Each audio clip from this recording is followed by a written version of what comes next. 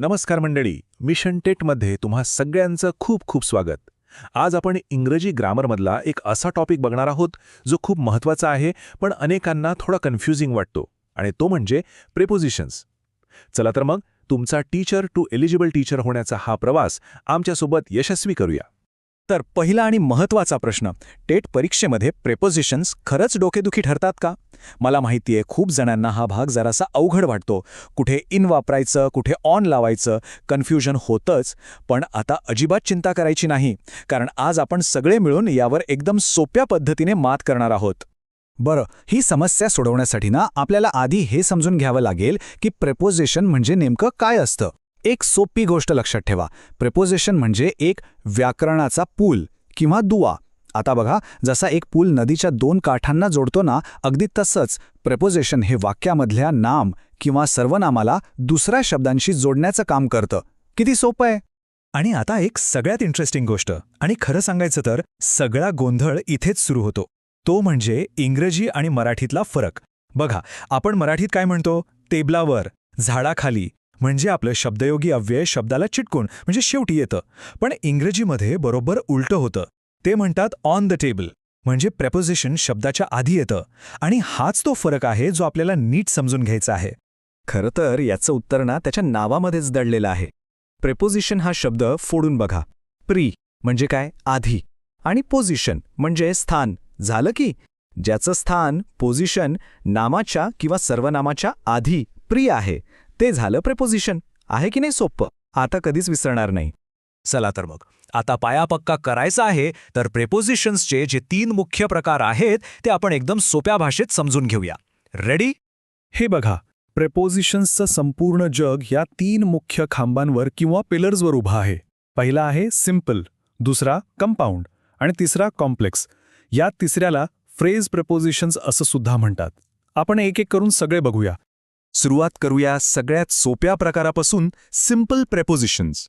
आता नावावरूनच कळतंय हे एकदम सिम्पल असतात, म्हणजे एकच शब्द. जसं की in, on, at, by, upon. हे सगळे झाले सिम्पल प्रेपोजिशन्स. आता वळूया दुसऱ्या प्रकाराकडे.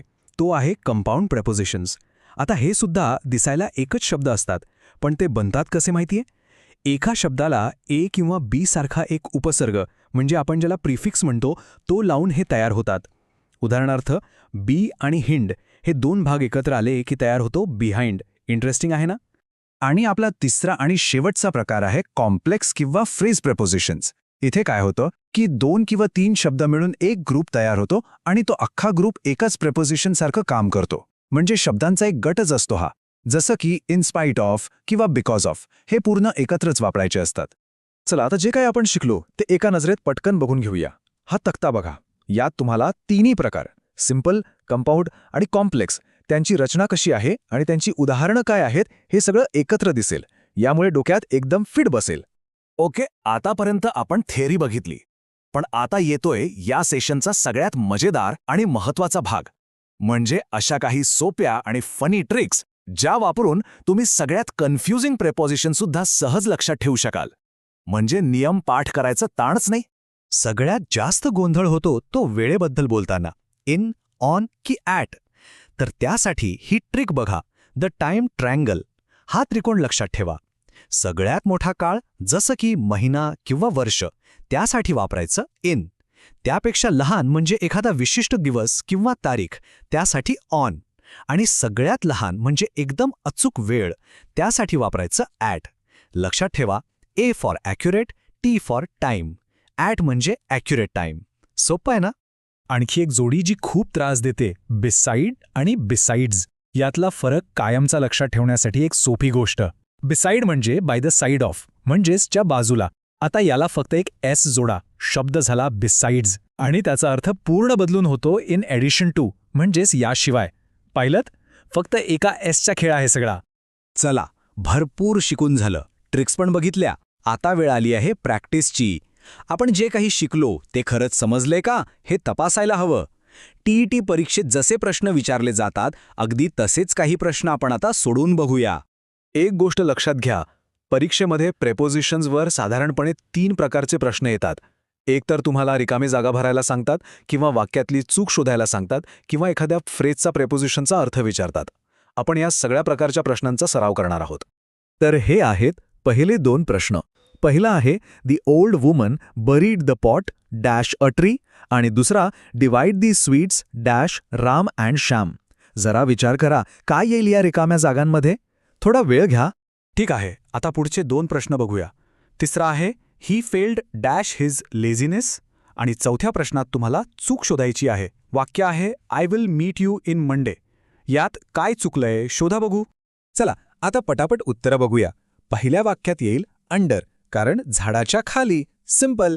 दुसऱ्या वाक्यात येईल बिटवीन, कारण मिठाई राम आणि श्याम या फक्त दोघांमध्ये वाटायची आहे.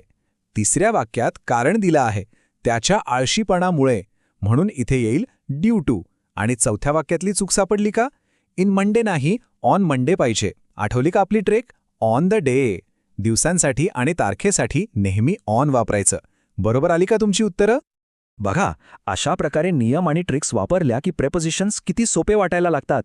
तुमचा पाया आता चांगलाच पक्का झाला आहे आणि याच आत्मविश्वासाने तुम्ही टेट परीक्षेला सामोरे गेलात तर यश नक्कीच मिळेल. तर आजच्या या सेशनमधून एक गोष्ट नक्की लक्षात आली असेल की प्रेपोजिशन्स अवघड नाहीत, फक्त त्यांना समजून घेण्याची योग्य पद्धत आणि काही सोप्या ट्रिक्स माहिती हव्यात. आता आत्मविश्वास तर आलाय, पण तो टिकवण्यासाठी सराव खूप महत्वाचा आहे. जाता जाता तुम्हाला एक चॅलेंज देऊ का? आजपासून तुम्ही इंग्रजीमध्ये जे काही वाचाल, पुस्तक असो, बातमी असो, त्यात एक प्रेपोजिशन ट्रेजर हंट खेळा. म्हणजे प्रत्येक प्रेपोजिशन शोधा आणि तो कोणता प्रकार आहे, तिथे तोच का वापरलाय याचा विचार करा. बघा किती मजा येईल आणि प्रॅक्टिसही होईल.